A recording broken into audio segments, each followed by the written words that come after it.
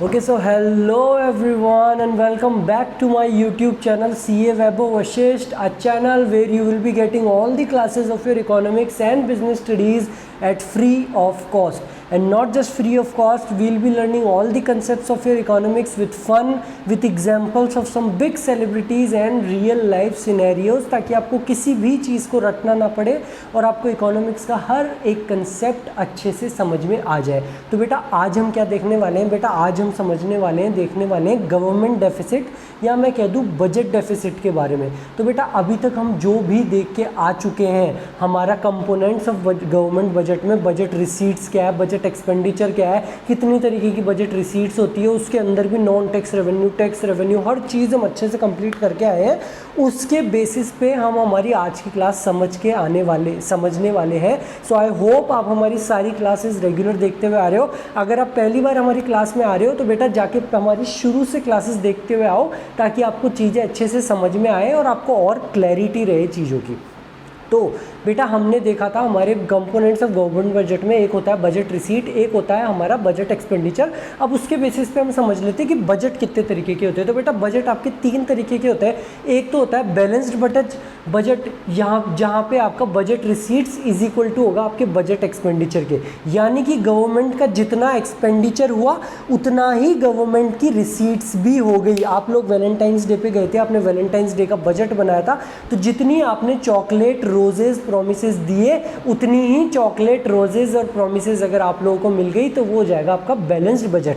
Second होता है बेटा सरप्लस बजट, जहाँ पे जो बजट रिसीट्स है वो आपकी ज़्यादा है आपके बजट एक्सपेंडिचर से, यानी कि जो भी आपने चॉकलेट रोजेस दी उससे ज़्यादा बदले में आपको ज़्यादा, आपने तो एक को ही दिया, आपको 2-2 3-3 लोगों से मिल गई बेटा चॉकलेट और रोजेस, तो वो होगा आपका सरप्लस बजट। और तीसरा जो आपका बजट है जो कि हमारा देखने लायक है, अच्छे से समझने लायक है, वो है हमारा तीसरा डेफिसिट बजट, जहाँ पे क्या होता है बेटा आपका जो बजट एक्सपेंडिचर है, जो आपने खर्चा किया है, जो गवर्नमेंट ने खर्चा किया है, वो ज़्यादा हो जाता है हमको जो मिलने वाली रिसीट्स है। जो कंट्रीज़ है ना बेटा पाकिस्तान वगैरह, उनमें ये डेफिसिट बजट ही देखा जाता है हमेशा, तो हम इसको अच्छे से समझने वाले हैं। तो बेटा बजट डेफिसिट में देखने लायक बात क्या है कि मैं आपको समझाऊंगा पहले बजट डेफिसिट है क्या, उसके बाद में मैं आपको बताऊंगा बजट डेफिसिट किन 3 तरीके के हैं। तो आज की क्लास में मैं आपको समझाऊंगा बजट डेफिसिट क्या है, कितने तरीके के हैं बजट डेफिसिट, और उनको निकालने के फॉर्मूले देखेंगे। और बेटा वो जो 3 तरीके के बजट डेफिसिट है उनकी जो इम्प्लीकेशंस है वो मैं आपको अलग से बताना चाहता हूँ। आपने सुना होगा फिस्कल डेफिसिट, रेवेन्यू डेफिसिट, ये सब आपने सुना होगा। तो मैं चाहता हूँ आपको ये कंसेप्ट अच्छे से आपके एग्जाम वाइज भी और आपको हमेशा ज़िंदगी में ये चीज़ याद रहे कि फिस्कल डेफिसिट की इम्प्लीकेशंस क्या है, तो आपको रियल लाइफ में भी आपके लिए अच्छा रहेगा। तो इसलिए मैं उसकी इम्प्लीकेशंस की अलग से बताऊंगा। आज मैं आपको केवल समझाऊंगा कि वो 3 डेफिसिट होती क्या है। तो बेटा मैंने आपको क्या बताया, बजट डेफिसिट क्या है? सर बहुत ईजी है, जब हमारा बजट एक्सपेंडिचर ज़्यादा हो जाए हमारी जो बजट रिसीट्स है उससे, तो वो हमारा बजट डेफिसिट होगा। So budget deficit it refers to a situation when budget expenditure of the government are greater than the budget receipts. इसका निकालने का formula budget expenditure minus budget receipt, जहाँ पे ये बजट एक्सपेंडिचर ज़्यादा है। ये तो बहुत ही ईजी था बेटा। यहाँ पे समझने वाली और देखने लायक बात है कि आपकी बजट डेफिसिट 3 तरीके की होती है। First is your revenue deficit, then your fiscal deficit, then third one is your primary deficit. बेटा रेवेन्यू डेफिसिट आपका नाम से ही क्लियर है, हम हमारी पहले वाली क्लासेस में इतनी अच्छे से मेहनत करके आ चुके हैं। हमने देखा था कि बजट रिसीट्स भी 2 तरीके की थी, एक थी रेवेन्यू रिसीट, एक थी कैपिटल रिसीट, और हमारा बजट एक्सपेंडिचर भी 2 तरीके का था। तो आपको नाम से ही क्लियर हो गया होगा, अरे सर रेवेन्यू डेफिसिट यानी कि रेवेन्यू रिसीट्स कम है रेवेन्यू एक्सपेंडिचर से। If revenue expenditure minus revenue receipts हम करेंगे तो हमारा रेवेन्यू डेफिसिट आ जाएगा। हाँ सर ये तो बहुत ईजी था। It is the excess of revenue expenditure over revenue receipts. आपका ये फॉर्मूला भी आपके सामने है। और बेटा रेवेन्यू डेफिसिट की क्या इम्प्लीकेशंस होती है वो मैंने आपको क्या बताया, वो मैं अलग से एक क्लास में कवर करूँगा कि रेवेन्यू डेफिसिट और फिस्कल डेफिसिट का क्या रिलेशन है, इनकी क्या इम्प्लीकेशंस है वो अलग से देखेंगे। ये तो बेटा आपका नाम से ही क्लियर था, revenue expenditure minus revenue receipts. देखने लायक बात क्या है कि फिस्कल डेफिसिट क्या है। तो बेटा फिस्कल डेफिसिट का फॉर्मूला जो है वो हमारे बजट डेफिसिट की तरह ही है, budget expenditure minus budget receipts. Sir ये तो उसकी तरह ही है, बट बेटा यहाँ पे ध्यान दो, ये जो बजट रिसीट्स है ये अदर देन आपकी बोरोइंग्स है। अच्छा सर, तो सर बोरोइंग्स भी हमारे बजट रिसीट्स में आती है क्या? अरे नालायक हो, अगर आप लोगों को ये चीज़ नहीं पता तो जाके हमारी पहले वाली क्लास देख के आओ, हमने अच्छे से समझा था कि बजट रिसीट दो तरीके की होती है, एक रेवेन्यू रिसीट, एक कैपिटल रिसीट। कैपिटल रिसीट क्या थी, जिसको मिलने से या तो आपकी लायबिलिटी बढ़ेगी या आपकी एसेट कम होगा, और उसके हमने 3 एग्जांपल देखे थे। First was recovery of loan and second was borrowing and other liabilities. ये वही बोरोइंग है बेटा आपकी जो कैपिटल रिसीट में थी। तो अगर हम budget expenditure minus budget receipt करेंगे किसके अलावा, बोरोइंग्स के अलावा, तो क्या मिल जाएगा हमको, फिस्कल डेफिसिट। अब आप लोग बोलोगे सर इसका मतलब तो हम ये भी कह सकते हैं कि हमारी जो फिस्कल डेफिसिट है वो एक तरीके से हमारी बोरोइंग्स के बराबर ही है। यस बेटा, you people are right.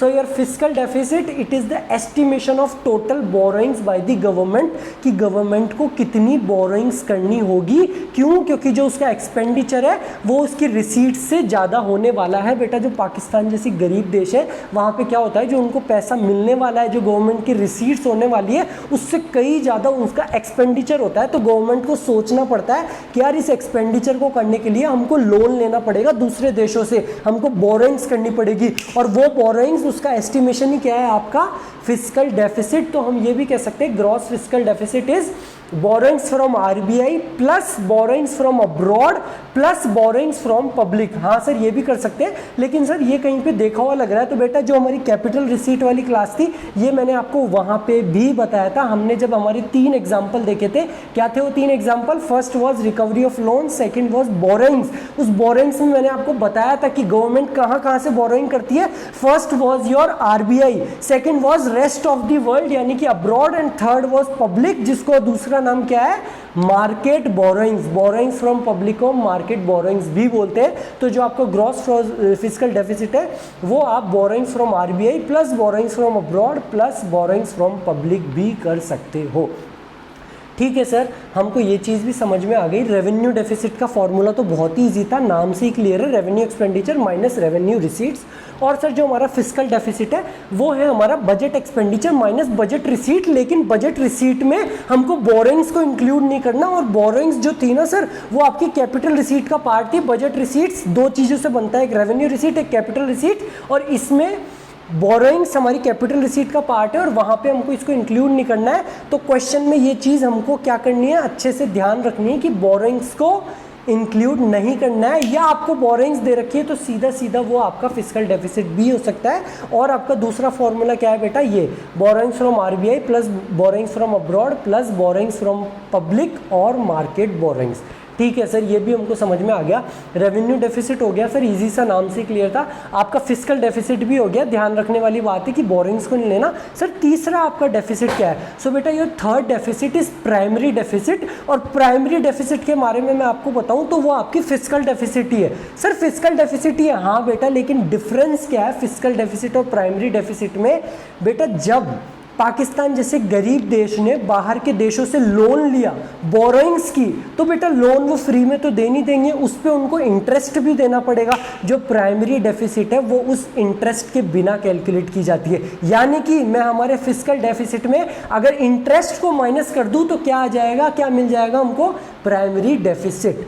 So it is the difference between fiscal deficit and your interest payment. वो जो हमने बोरोइंग की है, जो लोन लिया है या पहले सालों का जो ले रखा है, उसका जो हम इंटरेस्ट माइनस करेंगे तो हमको प्राइमरी डेफिसिट मिल जाएगा। Primary deficit is equals to fiscal deficit minus interest payment. बेटा ये थी आपकी क्लास बजट डेफिसिट के ऊपर। हमने देखे 3 तरीके के deficit, revenue deficit, fiscal deficit, primary deficit, तीनों में क्या चीज़ें ध्यान रखनी है हमने वो भी देखा। अब इन तीनों की जो इम्प्लीकेशन है वो देखेंगे हम हमारी नेक्स्ट क्लास में। सो तब तक के लिए थैंक यू वेरी मच। अपना ख्याल रखें, अपने आसपास वालों का ख्याल रखें। मिलते हैं हम हमारी नेक्स्ट क्लास में। Thank you very much.